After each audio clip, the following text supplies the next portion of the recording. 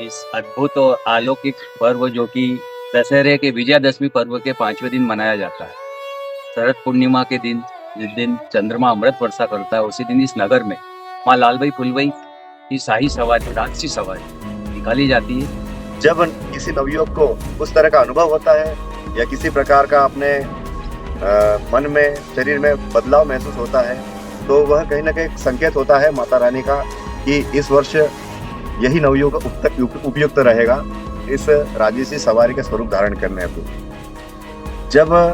चयन समिति उनके समक्ष जब ये बात नवयुवक रखता है, तो उस आधार पर सवारी में उन्हें पूरा 16 श्रृंगार करके एक स्वरूप देने का निर्णय किया जाता है। रात्रि 12 बजे से श्रृंगार किए जाने की प्रक्रिया प्रारंभ होती है, जो एक सुव्यवस्थित और विधिवत कार्य है, और उसे संपन्न करने में 3 से 4 सहयोगकर्ता और श्रृंगारकर्ता वहां मौजूद रहते हैं, और पूरा कीस से लेकर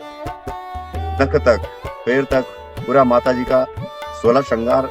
किया जाता है। और उसके पश्चात जब संपूर्ण श्रृंगार माता जी का संपन्न हो जाता है, उसके बाद प्रतिमा के समक्ष नवयुवक को लाकर उनके ही द्वारा पूजा अर्चना और पूरी षोडशोपचार पूजन, धार्मिक गतिविधियां विद्वान पंडितों के द्वारा करवाई जाती है। इसके पश्चात उसी स्वरूप को बड़ा बाजार, जहां पर कहीं न कहीं बताया जाता है कि जिस स्थान पर राधा कृष्ण आरती करते हैं माता रानी के स्वरूप की, उस स्थान पर जमीन में कुछ फीट दूरी पर कुछ ऐसे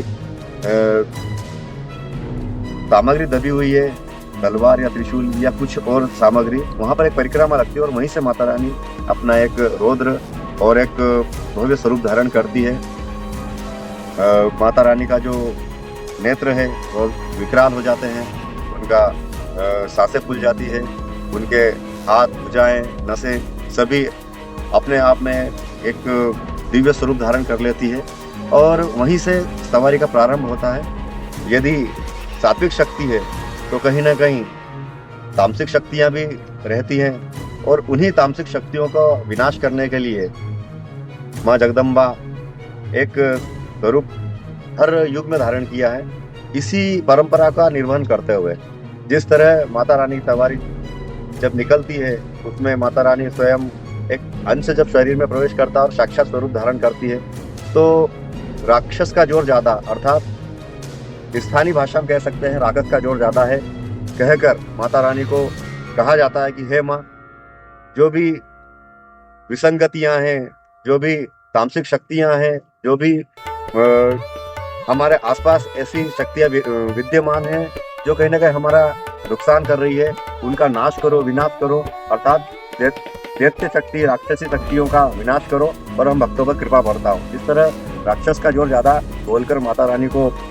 आंदोलित किया जाता है, उन्हें जोश दिलाया जाता है और कहा जाता है कि हमारी रक्षा करो इन तामसिक शक्तियों से। इस तरह राक्षस का जोर ज्यादा बोलने की परंपरा यहाँ पर सैकड़ों वर्षों से निरंतर चली आ रही है।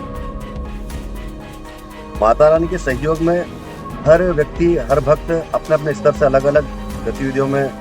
संलिप्त रहता है, साथ सभी समाज यहाँ पर बढ़ चढ़कर और तन मन धन से इस विशेष कार्य में अपना सहयोग प्रदान करते हैं। विश्वास नहीं, पूरी तरह आस्था का विश्वास। जब माँ लालबाई फुलबाई है तो हम भी उसी आस्था, उसी विश्वास से कि हमारे हर संकटों को हरती है माँ,